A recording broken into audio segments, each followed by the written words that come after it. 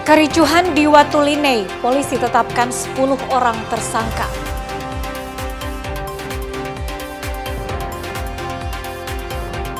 Jelang Natal dan Tahun Baru, harga beras turun.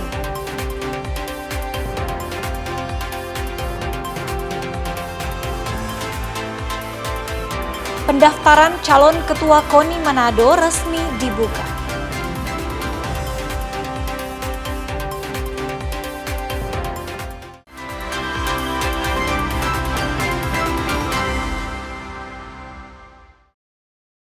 Selamat pagi, saudara. Apa kabar Anda hari ini? Kita jumpa dalam program Kompas Pagi.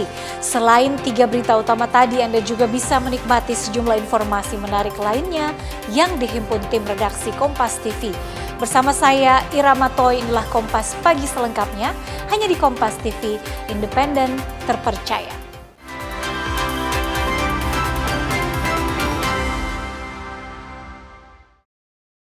Saudara, Polres Minahasa Tenggara akhirnya berhasil menangkap 10 terduga pelaku kericuhan di Desa Watulinei, Kecamatan Belang, Kabupaten Minahasa Tenggara. Proses pengembangan kasus di lapangan masih terus berlanjut demi memberikan rasa aman warga antar dua desa yang berseteru. Pihak kepolisian akhirnya menetapkan 10 orang yang ditangkap menjadi tersangka dalam perkelahian kelompok antar Desa Watulinei dan Desa Malompar, Kecamatan Belang, Minggu 30 November 2025 dini hari. Ke-10 tersangka yaitu 3 orang terkait pelemparan, kemudian 2 orang membawa senjata tajam, dan 5 orang membuat senjata tajam seperti panah wire dan lain-lain. 3 tersangka terkait pelemparan dikenakan pasal 170 ayat 2 ke 1 KUHP sub pasal 406 KUHP diancam dengan penjara paling lama 5 tahun. Sedangkan pasal 406 diancam dengan penjara paling lama 2 tahun 8 bulan. Kemudian terkait 5 tersangka yang membuat senjata tajam jenis panah wire, sesuai hasil pemeriksaan bahwa mereka mempersiapkan alat untuk melakukan tindakan perkelahian kembali di lain waktu. Kapolres juga menghimbau demi berjalannya proses penegakan hukum agar masyarakat juga lebih bijak menggunakan sarana komunikasi di seluruh platform media sosial, serta wajib menjaring sebaran isu hoaks yang memecah belah persatuan kerukunan di tanah bumi nyiur melambai. Kami sampaikan kembali situasi di Kabupaten Minahasa Tenggara, khususnya di Malompar, Belang, Watulinei sudah kondusif, aman. Jadi kami berharap masyarakat tidak ada yang bisa, ya, dan berpesan juga tidak ada yang mudah terprovokasi baik media sosial, ya, maupun dari ajakan-ajakan melalui sarana komunikasi. Ya, sebagian yang kami dapatkan kemarin yang disampaikan Pak Kabid Humas tadi, ada 2 orang yang mengaku bahwa saja ini merupakan orang luar dari Kabupaten Minahasa Tenggara. Ini sebagai garis besar bahwa masyarakat yang ada di Kabupaten Minahasa Tenggara itu cinta damai, ya, tidak ada yang pengen ribut-ribut, ya, artinya ini sudah disusupi. Nah, ini kami meminta kepada masyarakat tidak mudah terprovokasi. Proses penyelidikan masih terus berlangsung dan tidak menutup kemungkinan adanya penambahan tersangka dalam aksi kericuhan tersebut. Warga kedua desa juga dihimbau jangan terprovokasi dan percaya dengan isu-isu yang memecah belah. Tim Liputan Kompas TV Minahasa Tenggara, Sulawesi Utara. Sementara itu, saudara, pasca kericuhan di Desa Watulinei, Minahasa Tenggara, Wakil Gubernur Sulawesi Utara bersama Kapolda dan Kasdam 13 Merdeka menyambangi desa tersebut guna berdialog dengan pemerintah dan masyarakat setempat. Kapolda Sulut Royke Langi menegaskan peristiwa kericuhan di Desa Watulinei hanya murni kasus kriminal dan tidak ada unsur SARA. Pertemuan pemerintah provinsi bersama unsur Forkopimda Sulut dengan pemerintah setempat dan masyarakat setempat berlangsung di Gereja Gemim Silo Watulinei Senin siang. Mereka ingin memastikan situasi di Desa Watulinei dan Desa Malompar sudah aman dan kondusif. Kapolda Irjen Pol Royke Langi mengatakan kericuan antara warga Desa Watulinei dan Desa Malompar tersebut adalah murni kasus kriminal dan tidak ada unsur SARA. Polisi juga sudah mengamankan 3 orang terduga pelaku kericuhan. Warga kedua desa juga diminta tidak mudah terpancing atau terprovokasi dengan informasi yang memecah belah. Karena ya biasalah ada permasalahan, tapi sekali lagi saya sampaikan bahwa permasalahan kemarin itu adalah kriminal murni. Betul. Kalau ada pihak-pihak yang mau menggiring kepada SARA, itu tolong diingatkan juga para wartawan ya. Tidak ada. Ini kan banyak provokasi. Betul. Jadi sekali lagi bahwa ini kriminal murni.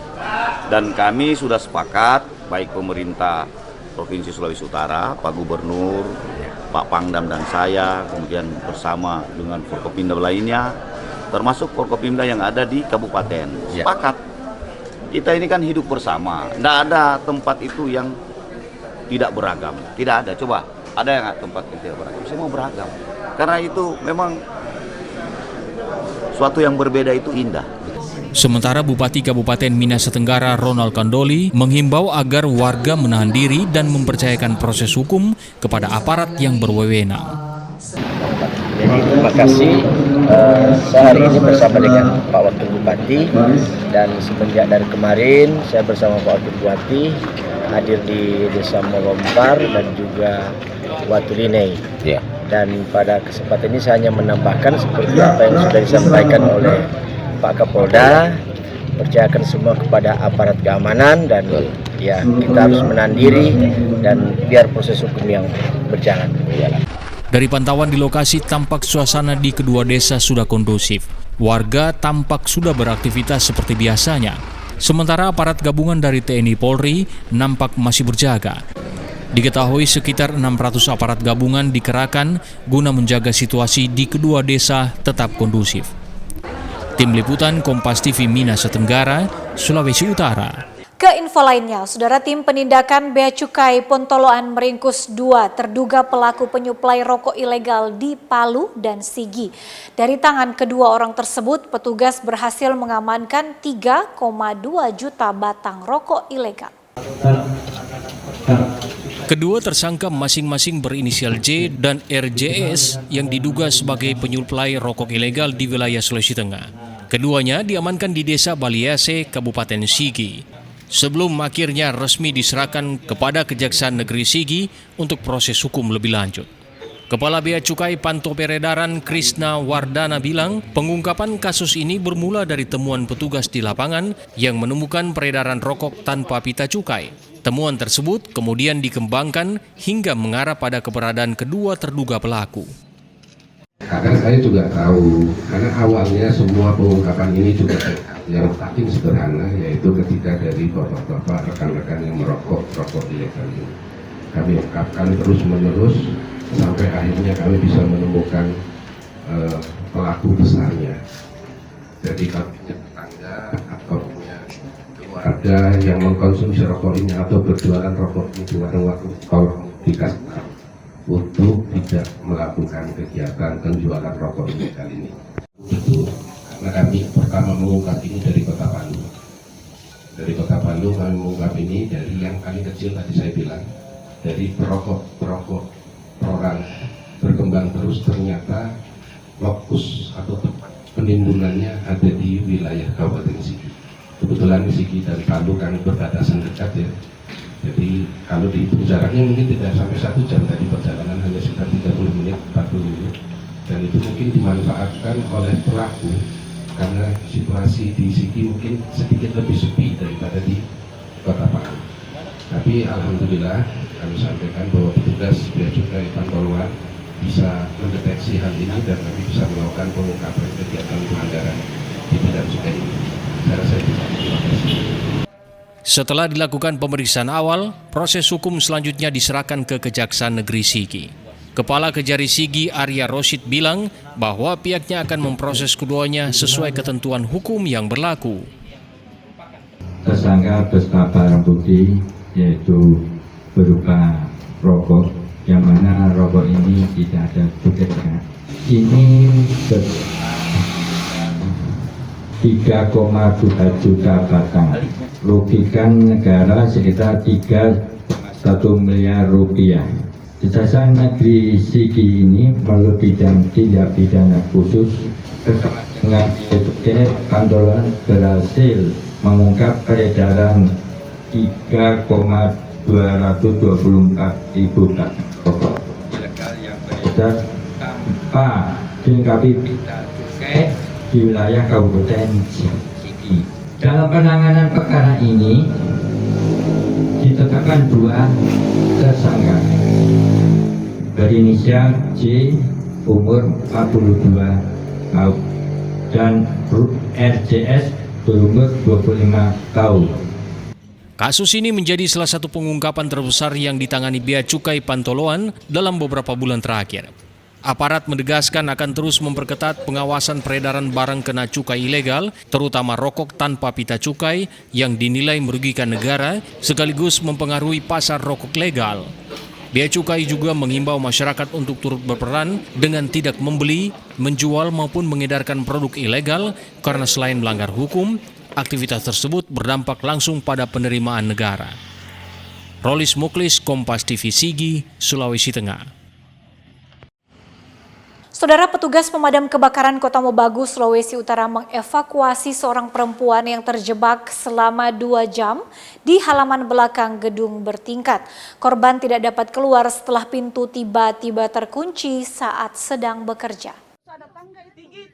Beginilah proses evakuasi seorang perempuan bernama Mesti Manopo yang terjebak di halaman belakang lantai dasar gedung bertingkat di Kelurahan Monggolain, Kecamatan Kota Mobagu Barat, Sulawesi Utara. Dengan menggunakan 2 anak tangga yang disandarkan hingga melewati pagar setinggi hampir 5 meter, petugas pemadam kebakaran mengevakuasi korban dengan aman hingga akhirnya korban berhasil keluar dari area terjebak. Korban terjebak saat sedang melakukan bersih-bersih di area tersebut, namun tak disadari pintu menuju lantai dasar terkunci dan sulit dibuka. Kurang lebih 2 jam, Mesti berupaya mencari jalan keluar, namun tidak berhasil.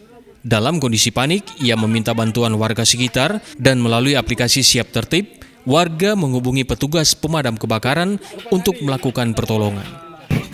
Kita kan basapu dari atas tuh, dari tangga, pas keluar, kan angin tadi tuh, nggak harap dong tutup dan kita suruh patongkan. Setelah angin, kita lihat semua tutup, kita mau ambil tuh DP pintu langsung nak Riki, so langsung terus tutup dalam. Tuh itu tak kunci dari dalam, mesti buka dari dalam. Panik nak kemudian tak kunci di dalam situ?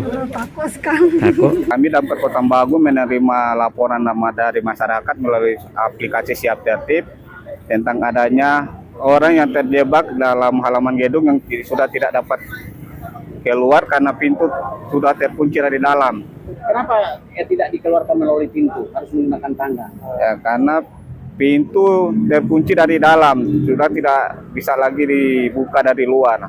Maka perlu evakuasi dari belakang menggunakan tangga. Korban berhasil dievakuasi dengan selamat dan sudah kembali beraktivitas.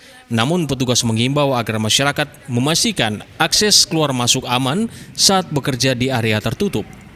Rahman Rahim, Kompas TV Kota Mobagu, Sulawesi Utara. Operasi gabungan pemeriksaan pajak kendaraan, informasi ini akan kami hadirkan sesaat lagi. Tetaplah bersama kami.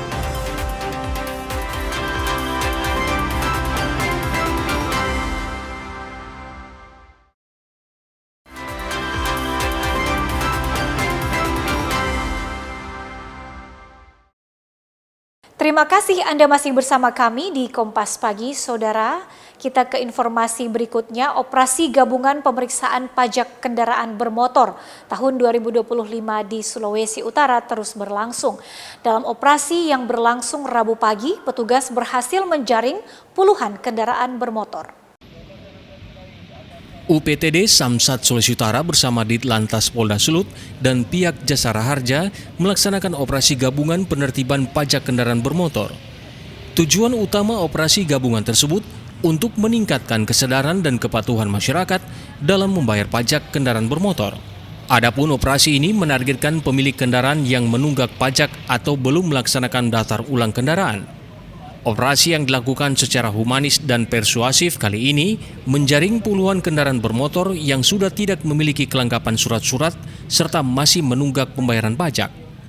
Saat di lokasi, Kepala UPTD Samsat Manado Michael Langelo mengatakan, selain operasi gabungan ini berjalan hingga beberapa hari ke depan, pihak Samsat juga sedang menggalakkan program keringanan membayar pajak. Pihak Samsat juga sedang menggalakkan program keringanan membayar pajak kendaraan hingga 20 Desember 2025. Kali ini kita bekerja sama dengan Ditlantas Polda Sulut dan PT Jasa Harja Sulawesi Utara, juga bersama dengan Pemkot Manado, dalam hal ini Badan Pendapatan Daerah Pemkot Manado, kita melaksanakan operasi pajak kendaraan bermotor. Jadi kita melakukan pemeriksaan pajak kendaraan bermotor selama beberapa hari ke depan di beberapa titik di wilayah Kota Manado.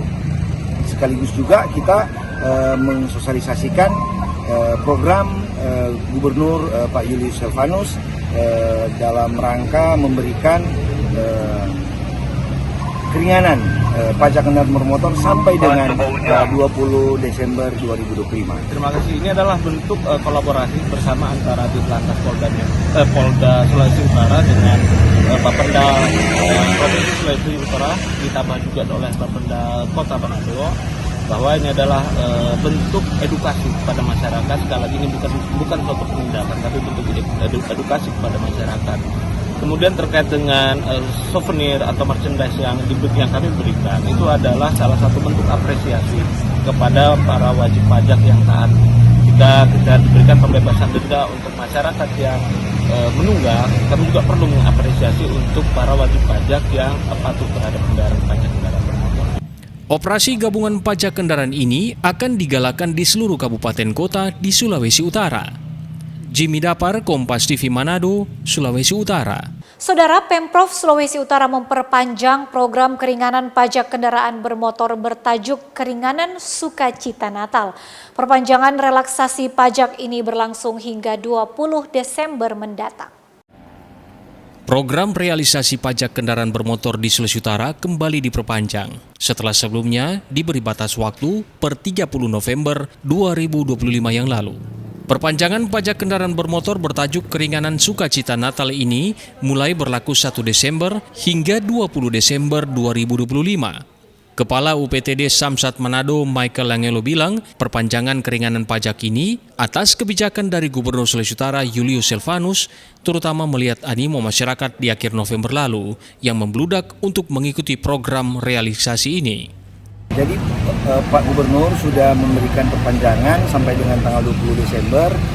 Itu harapannya agar seluruh masyarakat dapat memanfaatkan, karena menurut survei kami dan data belum semua yang memanfaatkan, dan masih banyak antusias masyarakat yang ingin memanfaatkan, terlihat dari hari-hari terakhir pada pelayanan. Beda dan Jasa Raja ya sangat mendorong kami juga, karena mereka masih memberikan kecepatan ya, sekaligus tentunya menolong agar supaya diusahakan ya untuk pajak-pajak yang sudah lewat, mereka akan berikan keringanan. Adapun keringanan pajak kendaraan bermotor ini meliputi bebas 100% tunggakan PKB tahun-tahun sebelumnya untuk kendaraan roda 2 dengan cc di bawah 2.200. Pengurangan 50% tunggakan PKB tahun-tahun sebelumnya untuk roda 2 di atas 200 cc, roda 3 dan roda 4 ke atas, keringanan ekuivalen PKB dan opsen PKB, serta nilai PKB sebelum masa opsen, pembebasan denda PKB 100%, pembebasan tarif PKB progresif. Pemerintah juga memberikan keringanan bagi wajib pajak yang hendak membayar pajak kendaraan sebelum masa jatuh tempo berakhir. Keringanan tersebut berupa tambahan diskon PKB 5-10% untuk kendaraan yang belum lewat sampai dengan 9 bulan sebelum jatuh tempo. Yana Mega Singal, Kompas TV Manado, Sulawesi Utara. Kita ke Gorontalo, saudara. Lebih dari 3.000 pengendara di Gorontalo terjaring razia selama pelaksanaan Operasi Zebra Otanaha 2025. Selama Operasi Zebra Otanaha 2025 ini, pelanggaran lalu lintas masih didominasi pengendara yang tidak menggunakan helm SNI, pengendara tidak memiliki surat izin mengemudi, hingga yang menggunakan knalpot brong. 2 pekan pelaksanaan Operasi Zebra Otanaha 2025, Direktorat Lalu Lintas Polda Gorontalo mencatat lebih dari 3.000 pengendara di Gorontalo terjaring razia. Pelanggaran lalu lintas ini pun masih cukup didominasi kendaraan roda 2 dengan pelanggaran tidak menggunakan helm, tidak memiliki surat izin mengemudi atau anak di bawah umur, hingga penggunaan knalpot brong. Dari 3.000 pengendara yang terjaring razia ini, Lebih dari 1.000 pengendara yang terpaksa dikenakan tilang, sementara pengendara dengan pelanggaran ringan hanya diberikan teguran simpatik. Jumlah pengendara yang terjaring razia Operasi Zebra Otanaha 2025 ini jauh lebih banyak dibandingkan pada tahun 2024 yang hanya berkisar 2.700 pelanggar atau naik 12%. Ditlantas Polda Gorontalo bilang, selama pelaksanaan Operasi Zebra Otanaha 2025 ini, terjadi 8 kasus laka lantas. 1 korban meninggal dunia, luka berat 5, serta 7 korban luka ringan dengan kerugian material hingga 16 juta rupiah. Pelaksanaan Operasi Zebra Otanaha 2025 kali ini lebih mengedepankan penindakan secara humanis berupa teguran simpatik. 4. Memberikan edukasi kepada masyarakat ketika melakukan pelanggaran, edukasi juga kepada para pelanggar bahwa pelaksanaan sidang hadir, nanti di sana bisa berargumen. Untuk pelanggaran lalu lintas selama Operasi Zebra 2025 ini, kami telah berhasil menindak kurang lebih 3.037 pelanggar. Yang dalam penindakannya ini kami melaksanakan peneguran sebanyak 1.966, menggunakan tilang manual sebanyak 436, dan kita tindak menggunakan ITLE sebanyak 646. Untuk penindakan pelanggaran ini dibandingkan tahun 2024 mengalami peningkatan, karena tahun 2024 ini yang kita tindak sebanyak 2.720, tahun 2025 ini 3.037, artinya naik 12% atau sekitar 317 pelanggaran yang bisa kami tindak. Pelanggar lalu lintas yang terjaring razia sebagian besar di wilayah Kota Gorontalo lantaran menjadi pusat padatnya aktivitas warga. Kriska Misma, Kompas TV, Gorontalo.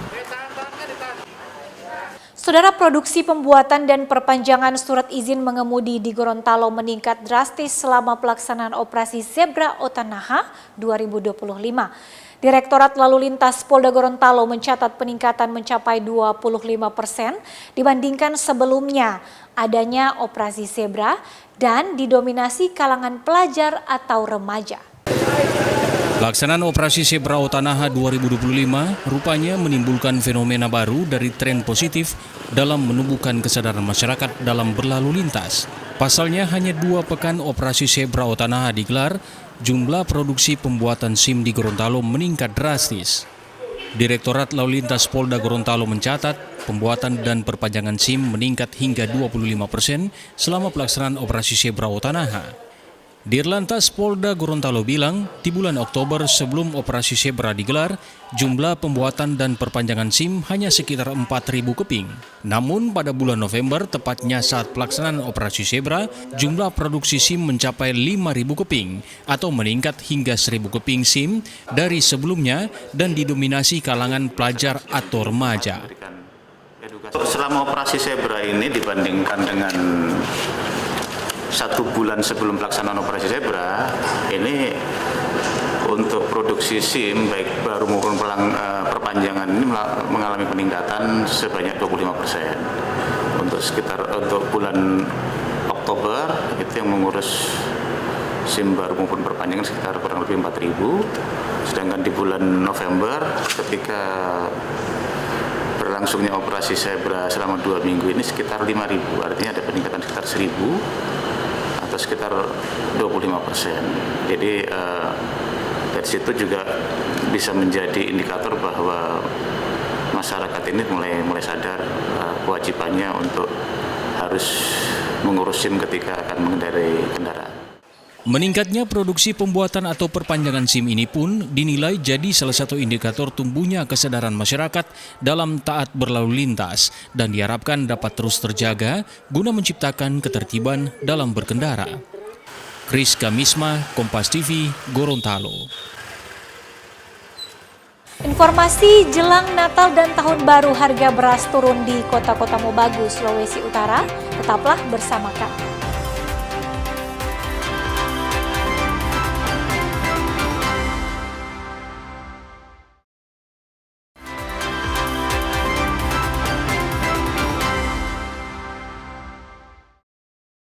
Terima kasih saudara Anda masih bersama kami. Saudara, harga beras di Kota Mobagu, Sulawesi Utara mengalami penurunan yang cukup signifikan jelang Natal dan Tahun Baru.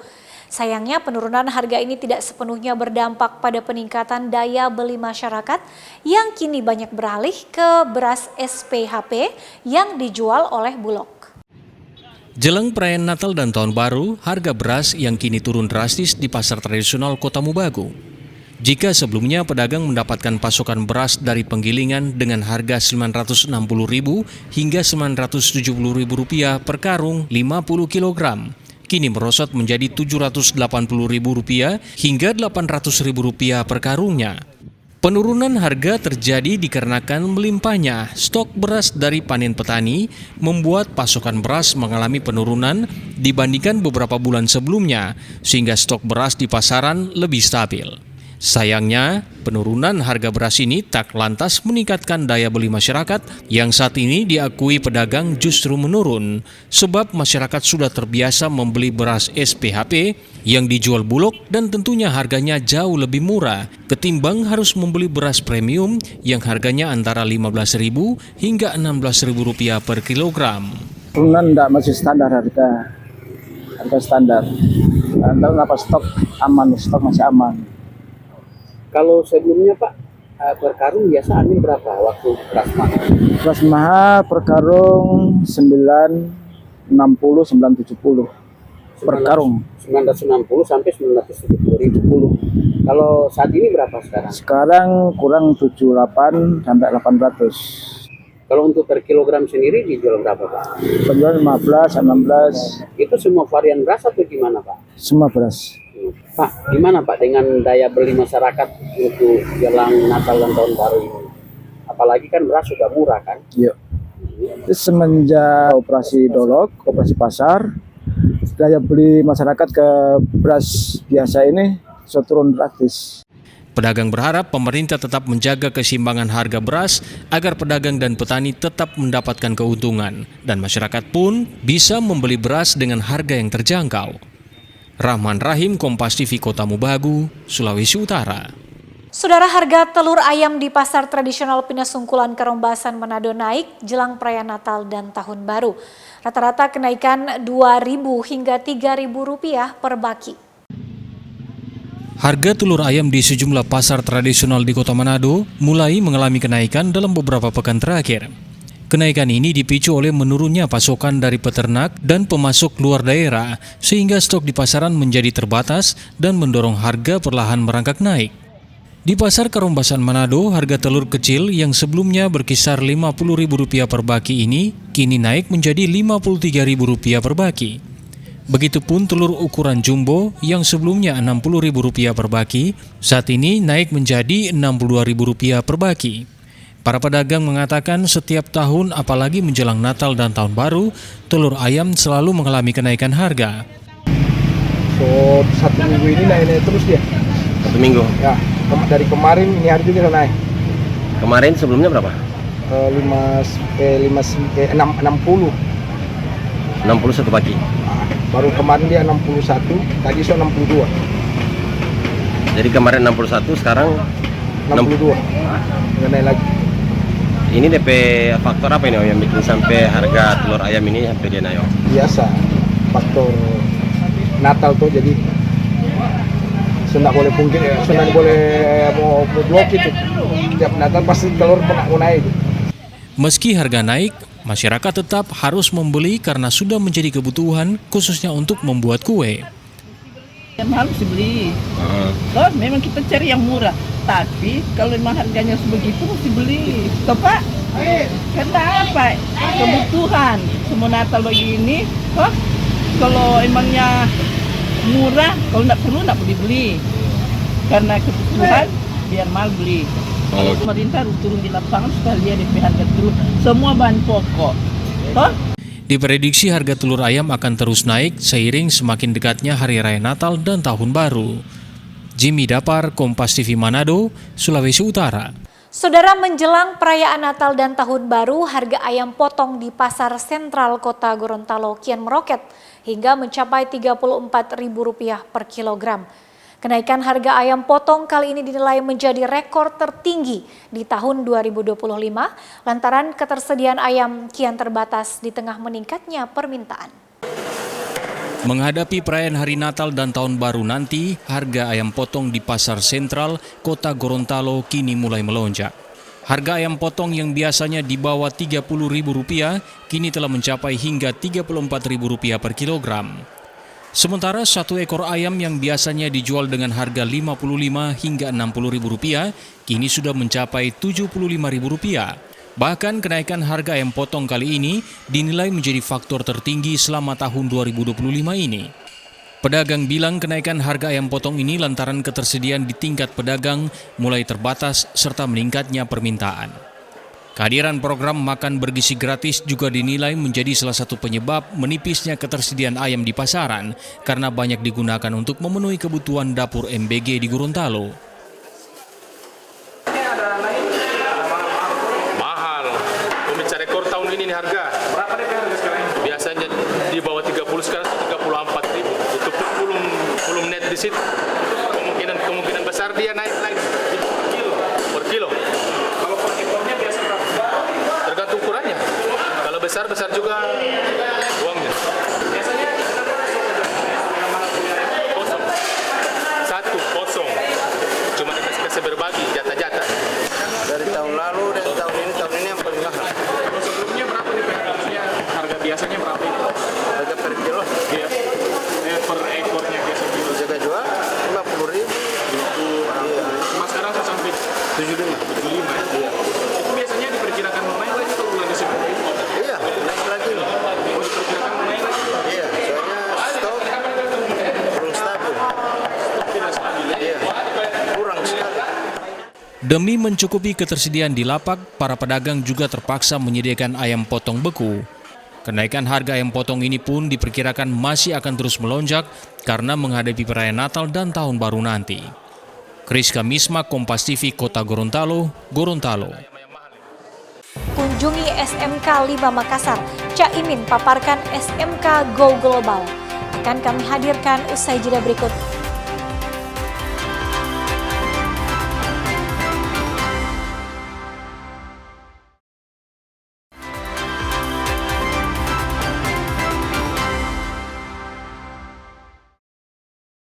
Saya Ira Matoy masih menemani Anda di Kompas Pagi. Saudara, pemerintah Provinsi Sulawesi Selatan mengirim tim bantuan medis dan relawan ke wilayah terdampak bencana di Sumatera dan Aceh.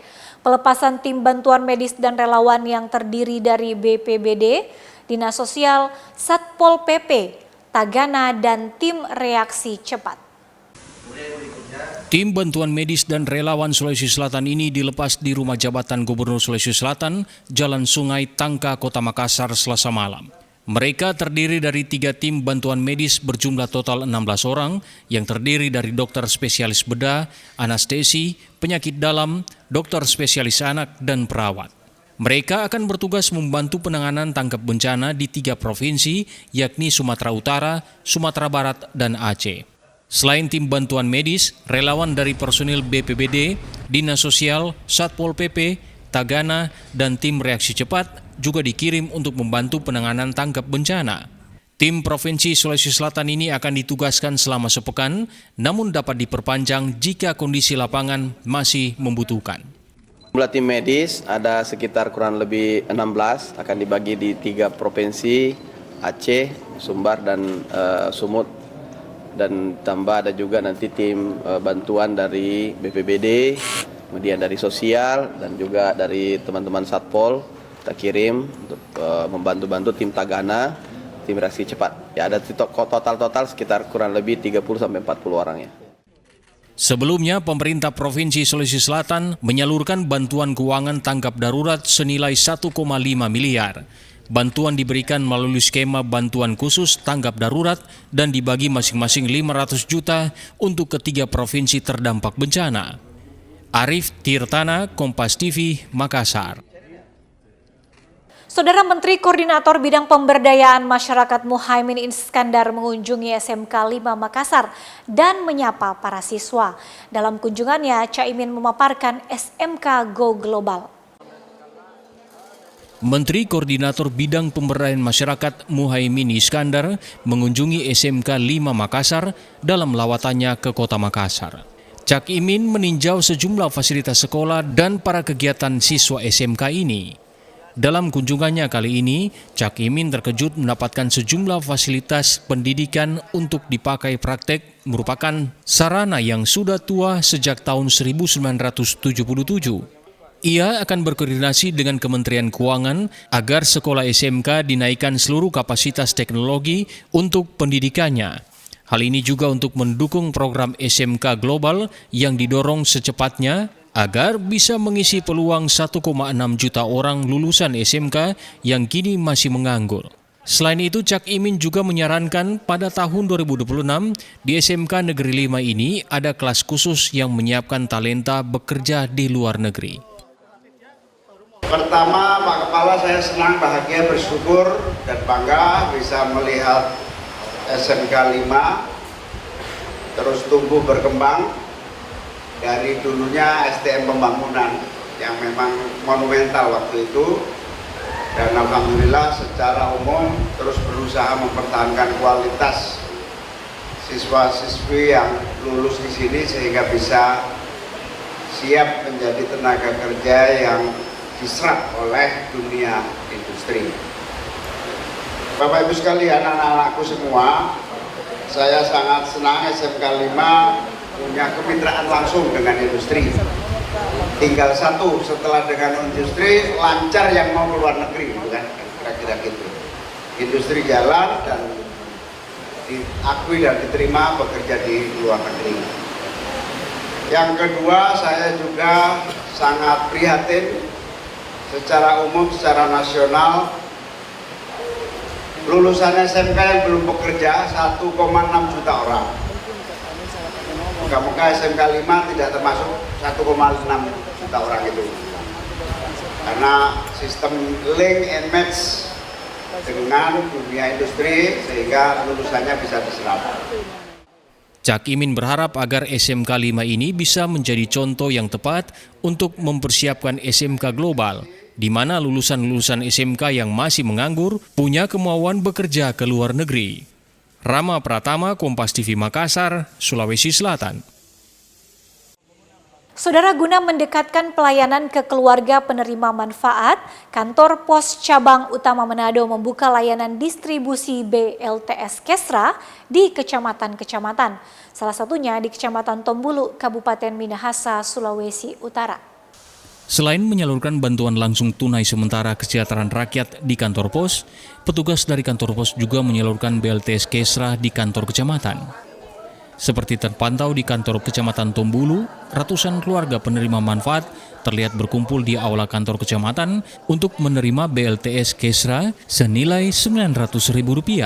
Penyaluran BLTS Kesra di kantor kecamatan menjadi salah satu upaya kantor pos dalam mempercepat layanan pencairan ke keluarga penerima manfaat, terutama yang jauh dari kantor pos. Jadi untuk pembayaran secara komunitas, Bu, kami seluruh petugas datang dari kantor pos cabang utama Manado. Kami menghampiri kecamatan-kecamatan yang sekiranya itu jauh dari perkotaan, jauh dari kantor pos. Nah, ini kami untuk memudahkan masyarakat saja. Jadi masyarakat tidak perlu ke kantor pos yang utama yang di depan Golden, sehingga mereka lebih masyarakat bisa lebih mudah untuk mengambil bantuan. Kalau untuk Tombulu sendiri itu ada 1.002 KPM. Itu kami laksanakan dalam 2 hari, kemarin sudah 500 KPM dan saat ini 500 KPM lagi. Warga penerima mengaku terbantu dengan adanya BLTS Kesra dari pemerintah karena akan dimanfaatkan untuk keperluan sehari-hari. 900. Nah Pak, nanti Bapak memanfaatkan untuk apa ini? Pakai untuk berbelanja, pakai setiap hari ya. Iya, kebutuhan apa, mau beli beras lah, ikan aso dekat-dekat ya. Iya. Bapak bertanggapan ada bantuan ini dari pemerintah? Ya senang, memang senang ya ada bantuan kemarin. Ya baik, terima kasih sudah bantuan tuh orang. Itu. Prosesnya bagaimana Bu? Lama atau cepat? Cepat, bagus pelayanan bagus. Ibu tadi menyiapkan apa dari rumah untuk pencairan? KTP dan surat undangan. Ini datang ke desa terdekat untuk memberikan pelayanan. Ibu tanggapannya bagaimana? Ya baik, soalnya orang terlalu banyak buang doi oto ke sana. Di Kecamatan Tombulu, BLTS akan disalurkan bagi 1.002 KPM yang tersebar di 11 desa. Yana Mekesingal, Doni Arai, Kompas TV Minahasa, Sulawesi Utara. Sementara itu, saudara, distribusi bantuan langsung tunai sementara kesejahteraan rakyat atau BPTS Kesra terus berlangsung di kantor pos di seluruh Indonesia.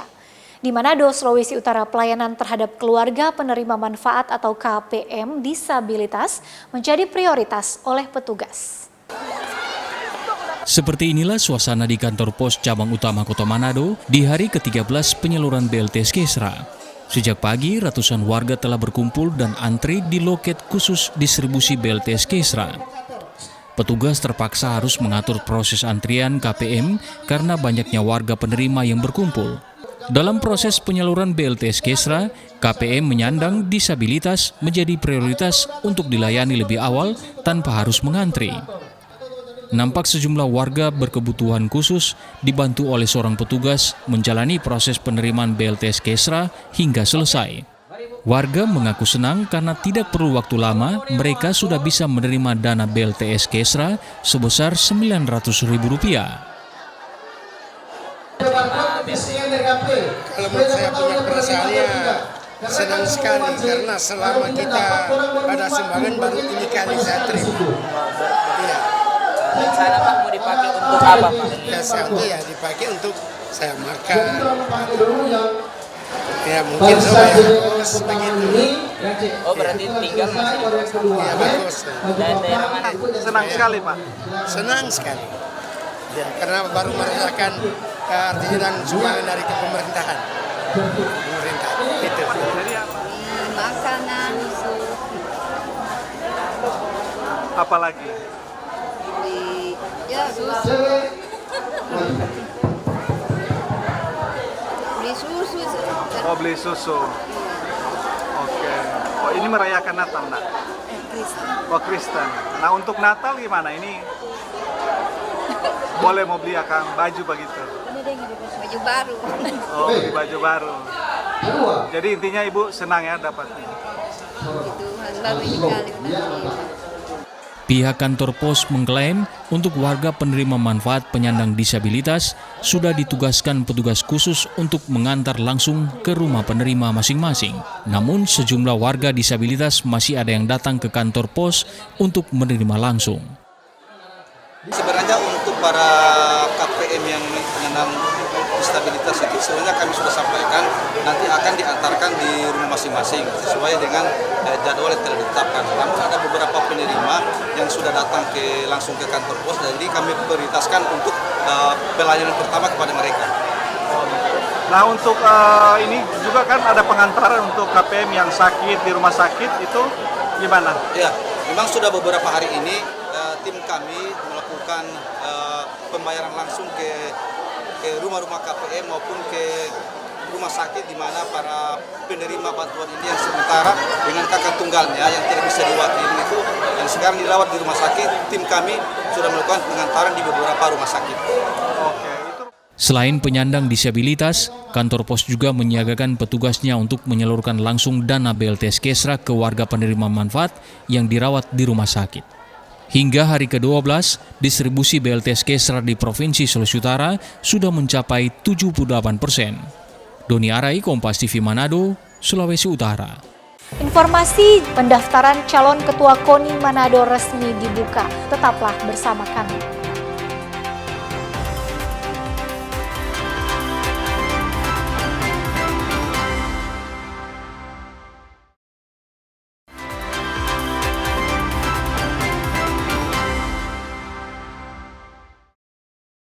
Anda masih bersama kami di Kompas Pagi. Saudara, pendaftaran calon ketua KONI resmi dibuka mulai Selasa 2 Desember 2025 dan akan ditutup pada 5 Desember mendatang. Di hari pertama pendaftaran, Calvin Castro, seorang pegiat olahraga, menjadi calon pertama yang mendatangi Youth Center Manado untuk mendaftar. Penjaringan calon Ketua Komite Olahraga Nasional Indonesia, KONI Manado, telah mulai dibuka pada Selasa 2 Desember 2025. Terpantau menjadi pendaftar pertama adalah Kelvin Castro yang adalah seorang pegiat olahraga Sulawesi Utara. Castro mendatangi lokasi gedung Youth Center Manado yang menjadi lokasi pendaftaran bakal calon ketua KONI dengan berjalan kaki bersama sejumlah pendukungnya. Terlihat juga 2 orang staf khusus gubernur yang mendampingi proses pendaftaran Kelvin Castro, yaitu Christian Yokung, staf sus bidang olahraga, dan Reki Langi, staf sus bidang investasi. Misi kami sudah siapkan, kemudian akan di pleno akan kami sampaikan secara detail. Ya, pastikan persyaratannya kita punya 8 dukungan cabur. Nah, kita tentu sudah sangat siap untuk itu. Ketua KONI pertama keterpanggilan secara pribadi karena saya adalah orang pencinta olahraga. Kemudian ada sinkronisasi dengan Bapak Gubernur yang saat ini dikatakan sebagai Bapak Olahraga. Baru kira-kira 8 bulan menjabat, niat beliau untuk memajukan dunia olahraga di Sulut sudah menjadi buah bibir dimanapun berada. Ya, kita ketahui bersama Pak Gubernur sebagai Bapak Olahraga, berarti di tiap kota kabupaten harus ada anak olahraga untuk supaya visi-visi dari Bapak Olahraga bisa tercapai. Dengan konsep satu komando petarung untuk kita prestasi bisa terlaksana, tadi sudah dijelaskan dari Pak Reki, kami melihat Pak Kelvin Castro sebagai representatif yang sangat tepat. Karena kita butuh orang yang bukan hanya punya passion, tapi komitmen. Karena itu yang dibutuhkan seluruh cabur saat ini. Tempat ini Youth Center harus menjadi rumah untuk seluruh cabur. Dan itu yang akan menjadi penggerak bagi kita, bagaimana kita bisa mencapai prestasi di tingkat kota, apalagi khususnya kota Manado. Sejumlah nama lain seperti Richard Swalang juga digadang akan melakukan pendaftaran pada proses penjaringan bakal calon ketua KONI Manado yang akan ditutup pada Jumat 5 Desember mendatang. Edward Siwi, Kompas TV Manado, Sulawesi Utara. Saudara, jelang bursa transfer tengah musim pada Januari 2026, sejumlah klub Super League Indonesia mulai sibuk memperkuat skuadnya. Rumor beredar Persija Jakarta tengah mengincar gelandang muda skuad Garuda, Ivar Yener. Sementara sang seteru bebuyutan Persib Bandung dikabarkan akan mendaratkan Joy Pelupesi. Rumor santer beredar 2 gelandang diaspora Indonesia diminati tim besar Super League Indonesia. Persija Jakarta dikabarkan berminat untuk mendatangkan gelandang muda skuad Garuda, Ivar Yener. Sang kapten Indonesia di perhelatan SEA Games 2025 sebenarnya masih memiliki kontrak hingga Juni 2026 bersama FC Utrecht. Namun, pada beberapa waktu lalu, Ivar Yener sudah memutuskan tak akan memperpanjang kontraknya bersama tim Eredivisie Belanda untuk mencari pengalaman baru. Hal ini membuka kemungkinan Macan Kemayoran untuk mendaratkan pemain berdarah Jember ini mentas di Super League Indonesia. Tak hanya Ivar Yener, gelandang senior skuad Garuda, Joy Pelupesi, juga dirumorkan akan hijrah ke kompetisi tanah air. Adalah Persib Bandung yang dikabarkan berminat mendatangkan talenta 32 tahun untuk pulang kampung ke tanah airnya. Desas-desus Persib akan meminang gelandang skuad Garuda terdengar usai sang pelatih Boyan Hodak kecewa dengan performa sejumlah penggawa kalah tumbang dari Lion City Sailors di AFC Champions League 2. Laki-laki berdarah Maluku hingga saat ini masih berstatus sebagai pemain klub Liga Belgia SK Lommel. Bahkan di klub yang berkompetisi di kasta kedua Liga Belgia, ia masih bermain reguler. Apakah rumor ini akan terrealisasi di bursa transfer tengah musim? Kita nantikan saja. Saudara, Persebaya Surabaya tidak memiliki waktu banyak untuk mempersiapkan tim jelang bentrok kontra PSM Makassar 6 Desember. Beruntung dalam duel nanti, Bajul Ijo sudah bisa diperkuat Francisco Rivera yang sempat absen karena sanksi kartu merah. Persebaya Surabaya kembali gelar latihan sebagai persiapan menghadapi PSM Makassar dalam laga tunda pekan ketiga Super League. Latihan yang digelar di lapangan ABC Kompleks Gelora Bung Tomo Surabaya Selasa sore masih dipimpin pelatih sementara Uston Nawawi pasca dipecatnya Eduardo Perez. Angin segar berhembus ke kubu Persebaya. Menghadapi PSM Makassar, Francisco Rivera sudah bisa diturunkan yang sempat absen di 2 laga karena sanksi kartu merah. Kembalinya gelandang asal Meksiko ini akan menambah kekuatan tim kala duel kontra Juku Eja. Ya tentunya kita kemarin belum menang tapi hampir ya. Kurang 2 menit tapi ya tetap kita diskusi apalagi sama pelatih dan tentunya kita ke pemain. Intinya satu, nggak ada tim yang nggak bisa dikalahkan. Ya itu tentunya menambah kekuatan kita dengan kembalinya Rivera. Sayang, dalam pertarungan yang akan digelar di Stadion Gelora B.J. Habibie, skuad Green Force harus kehilangan Tony Firmansyah yang bergabung dengan Timnas Indonesia di SEA Games Thailand. Laga lawan PSM Makassar juga akan menjadikan momentum kebangkitan Persebaya yang selalu gagal menang dalam 3 pertandingan terakhir. Mahendra Triginanjar, Kompas TV, Surabaya, Jawa Timur. Saudara, untuk pertama kalinya dalam sejarah ski mountaineering atau skimo akan menjadi bagian dari Olimpiade musim dingin di Milano Cortina 2026.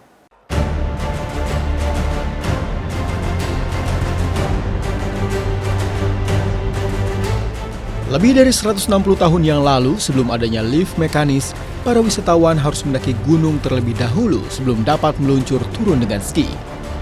Yang awalnya merupakan hal yang dipaksakan, kini menjadi olahraga internasional yang dikelola oleh Federasi Ski Mountaineering Internasional dengan partisipasi 55 negara. Ini merupakan olahraga unik musim dingin karena menguji daya tahan, keterampilan mendaki, dan kemampuan meluncur turun dalam satu balapan. Pendakian dibagi menjadi 3 tahap. Tahap pertama dengan ski terpasang, tahap kedua tanpa ski untuk menaklukkan serangkaian tangga. Pendakian terakhir kembali menggunakan ski sebelum dilepas untuk turun menuju garis finish. Bintang utama olahraga ini adalah Emily Harouk dari Prancis. Ia hampir tak terkalahkan memenangkan gelar pada tahun 2022, 2023, 2024, dan 2025. Penerimaan olahraga ini dalam Olimpiade Remaja di Lausanne 2020 semakin memperkuat posisinya dalam landscape olahraga musim dingin yang kompetitif, membuka jalan bagi debut di Olimpiade pada tahun 2026.